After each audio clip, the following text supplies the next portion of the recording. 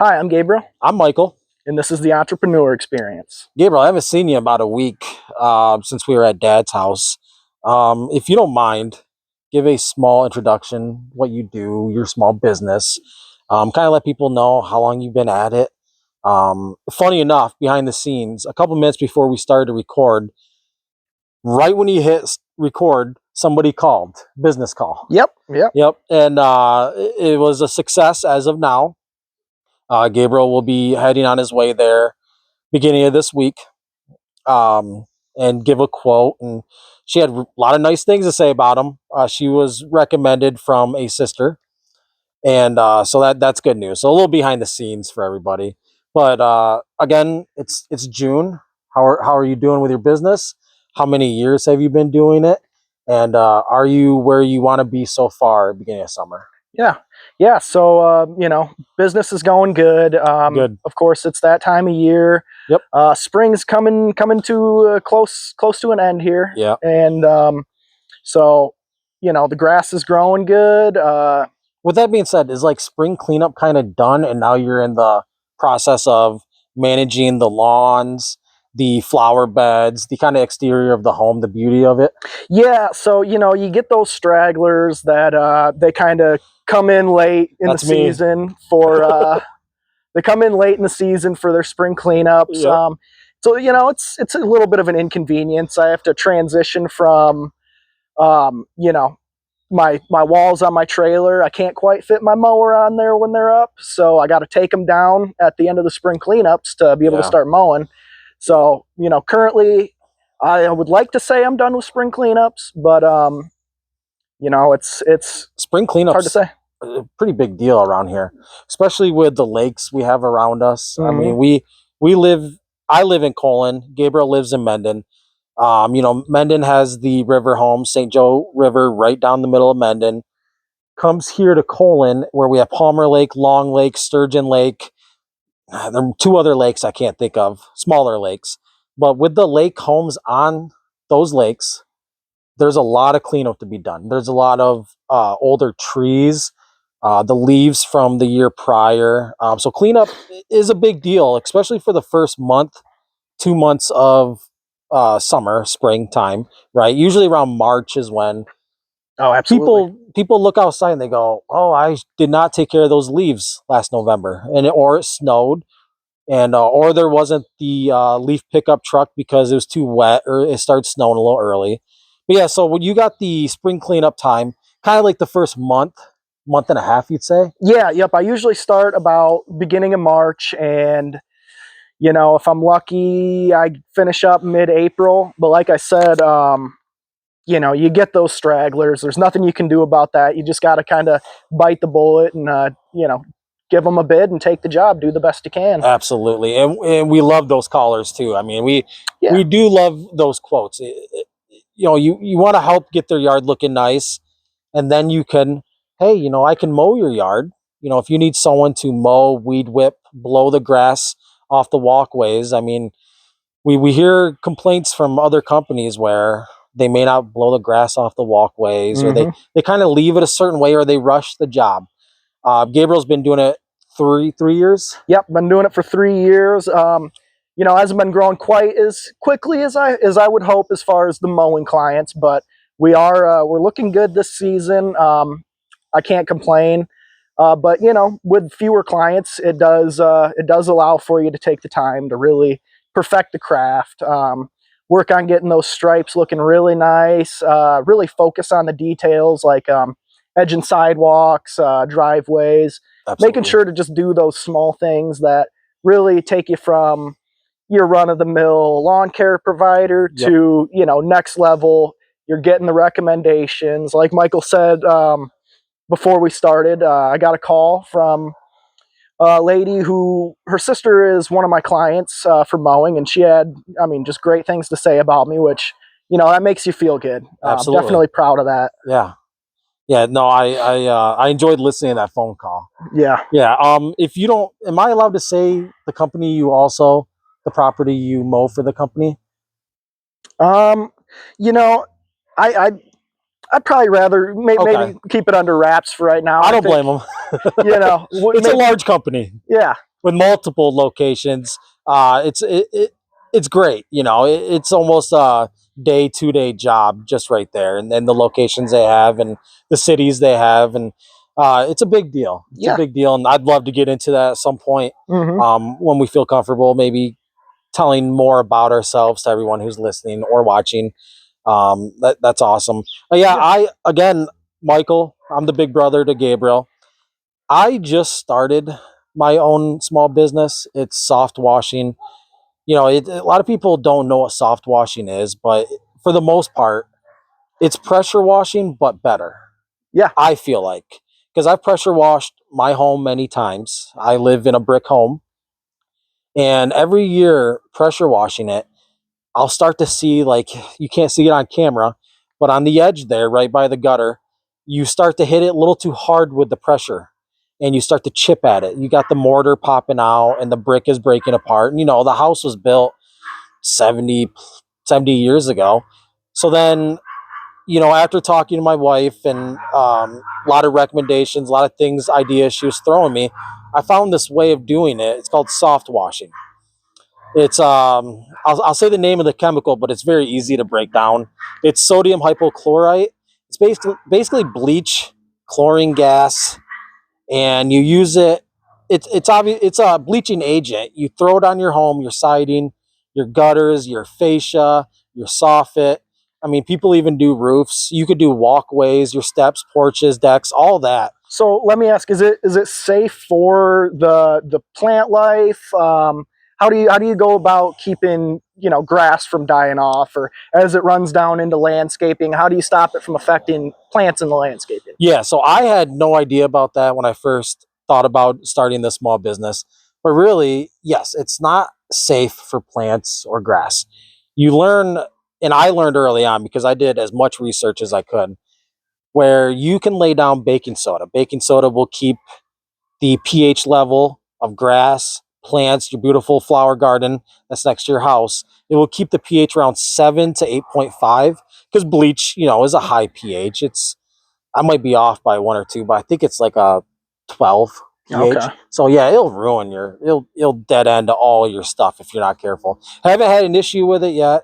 I've done quite a few lake homes in the area, homes south of me, and I just did a high school bleachers on their football field. Yeah, I saw that. That looked really nice, by the way. Yeah, thank you. And if you guys want to check it out, my Facebook page is Mystic Sheen Co. Mystic Sheen Co. You just click on it. I got all the photos up there. If you guys are interested.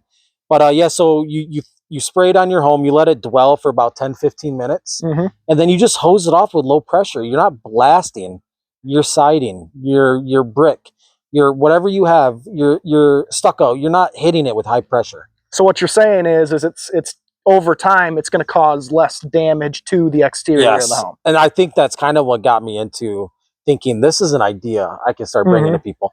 Okay. There's places north of us in bigger cities that they've been doing this for about 2 years, 3 years. So they're kind of getting established, and it's kind of a market I can hit. So far, a lot of the homes I've cleaned this year, my first year, since I want to say February, there's still snow on the ground, it felt like. All those people were used to paying for someone to pressure wash their house. And then I come, show them what I do, give them the quote. They love it. They love the end result. And in the end, they want to go with me on a yearly basis, or it could be like a maintenance. Let's say November of this year. I got quite a few homes, a few churches to do. And I think overall people like that. Okay. So as a lawn and landscape guy, I do have another question is, I've seen what it can do to the rocks. You can clean off the rocks real good that are in your landscape. That looks nice. Yep. What do you have you experienced how it affects like wood chips, mulch? Have you had any experience with that? I haven't. Okay. No. So do you think it would, naturally deteriorate the color if it's dyed mulch? I don't know. I would have to look into that. I would like to think people don't have mulch up against their homes anymore because of termites and all the problems with that. But, I haven't had to spray it on mulch at all, actually. And if that was an issue, I would still lay down tarps. I think tarps overall, Okay. you know, you can't be too safe. I don't see anything wrong with that. I would lay down tarps, and I think that would be the best way. I don't really want to find out unless I buy a bag of mulch. Yeah, you know, it might be worth testing. Yeah. It's not a bad idea. It's not a bad idea. You know, I haven't had a home built out of pine or wood yet that I've reached out and asked for a cleaning. Gotcha. But once that happens, I will most likely have to go buy wood mulch, just kind of get an idea of what it does, the bleaching process, the cleaning process, sanitizing it, and all that. Yeah, I mean, I've seen what it does to decks, and like, you know, the end result is pretty immaculate. It really does good at, you know, stripping all that algae off. You know, making the surface look brighter, nicer, but also safer. Safe. You know? Oh my, that's a whole podcast in itself. You know, a lot of these homes, they have the composite decks, right? Beautiful decks. People spend a lot of money on this stuff, and they'll let it go for 2-3 years. Yeah. It rains, snows, right? We live in Michigan, and you could see the algae moss build up. It's black green right outside their slider door, and you know, let's say they're not even older. There's kids living there. That is dangerous, and people have loved the result of me cleaning their composite deck, scrubbing it, hosing it down, and it almost looks brand new the day they put it in. Yeah, no, I have to agree. I've definitely seen that end result, and it's really nice. Fantastic. Yeah. So with this podcast, you know, Gabriel and myself, we have goals that we would like to set, and hopefully we hit the goals. We're going to hold each other accountable. You as the viewers, the listeners, hold us accountable too. But quite a few of our goals are to talk to small business owners, to kind of pick their brains, see where they came up with their idea for their small business. Did they learn it from their parents? Or were they like myself where, you know, I was clocking in every day to work, kind of feeling like I wasn't doing much in my life, which is fine for a lot of people. I get it. But if you have that itch, that thing that you want to do more, take a chance, you know, you want to take a risk of some sort, I think this podcast is for you. And it's not just for people who own small businesses. I feel like even if you're clocking in and you got that itch to start a small business, or let's say you don't, but after listening to the podcast, you want to take a chance on the side. You know, you can still do your 40, 50, 60 hours a week and then take a chance to start building something slowly, right? Yep. Maybe you have an idea.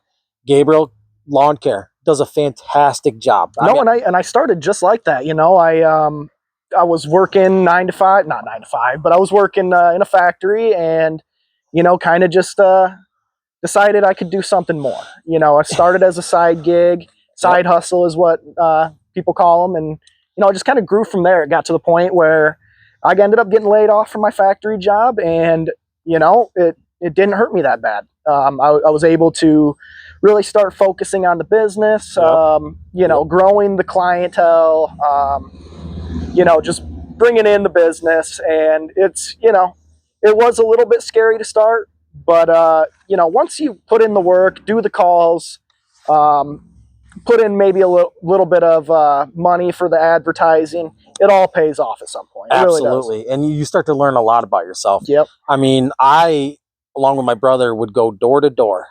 I started going door to door early February because I didn't have a job. I didn't have steady income any longer. That's a whole nother podcast. And I felt stuck. And, you know, after talking to my wife and hearing out ideas, I decided we had to go door to door because advertising, again, is expensive unless you have the cash up front.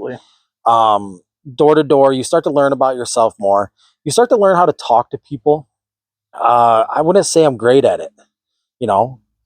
Yeah, I would say I'm terrible. You know, it's something you learn, and it's, you know, just like the business in general, you just get better as you go. Yeah. You know, you get that phone call, you almost get excited for it. You know, like, obviously you get excited because it's a phone call to go make money, but also to be able to, like, talk to the people, see what their problem is, see how you can help remedy that issue. You know, it's exciting. It's fun. It gives you something that you feel good about, especially when, you know, you're getting a call based on a referral.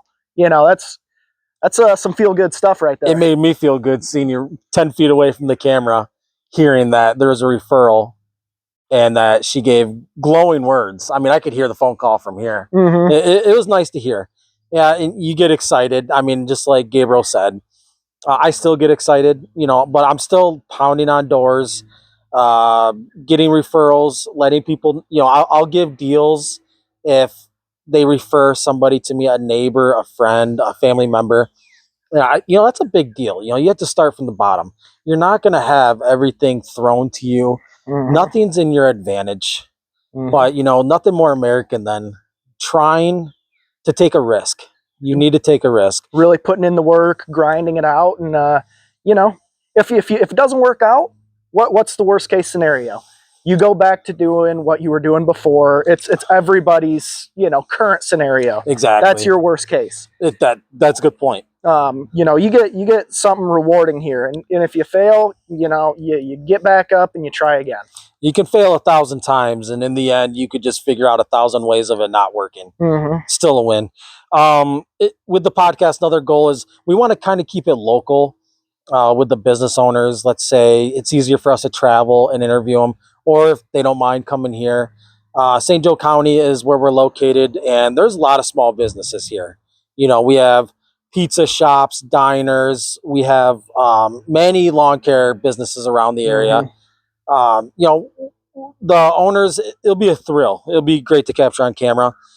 And, one of the things we want to talk to them is about like their ups and downs. Yeah. Because there's times I know, Gabe, we don't have to talk about it. I know he lays in bed and I lay in bed thinking, oh, is this going to work out? Mm-hmm. I only got 3 quotes this week, and 1 told me to kick rocks and 2 are thinking about it. Yep. Or they're gonna bid it out and see if they can get a cheaper bid. So we really want to talk to business owners about that. And again, I think just the main goal is for everyone who's listening, you want to take a risk or you don't even know yet you want to take a risk.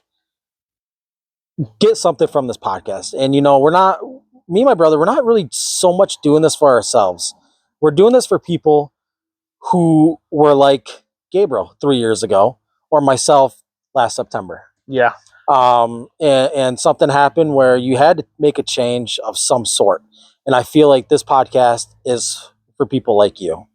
Well said, brother. Yeah. And so with our socials, again, my social media, and right now it's just on Facebook, but we're going to create the whole thing you have to do nowadays. On Facebook, I am Mystic Sheen Co. Mystic Sheen Co is my Facebook. All the pictures there of before and afters. And Gabriel, what about yours? Yeah, I'm Cleveland Property Management LLC. Again, you can find me on Facebook. But it's touch and go with Facebook. Sometimes I get a little busy and don't post like I should, but Michael, he keeps up on it really well. I try. It's sometimes after cleaning the bleachers yesterday, 10 hours, I get home and think I need to post something. And it was almost harder to post something than to actually do the job because you're just beat and you want to call it a day and you're thinking, I'm not getting paid for this. But really, and everyone listening, once you have the small business, post. Before, afters, everything you've accomplished. It's not only showing people your accomplishments, but also keeps you accountable. I mean, you want to be able to keep posting, so you want to keep getting jobs, and I feel like that's a big deal. Yeah, no, I completely agree. Yeah, and so this is just the pilot episode for the podcast, the entrepreneur experience, and I think in the end we're all going to learn something here. Yeah, and we hope you guys come along for the ride. Reach out to us through message on Facebook or you find our other socials. Leave us questions, comments, criticisms, please. And we hope to see you in episode 2. Thanks, guys. Bye.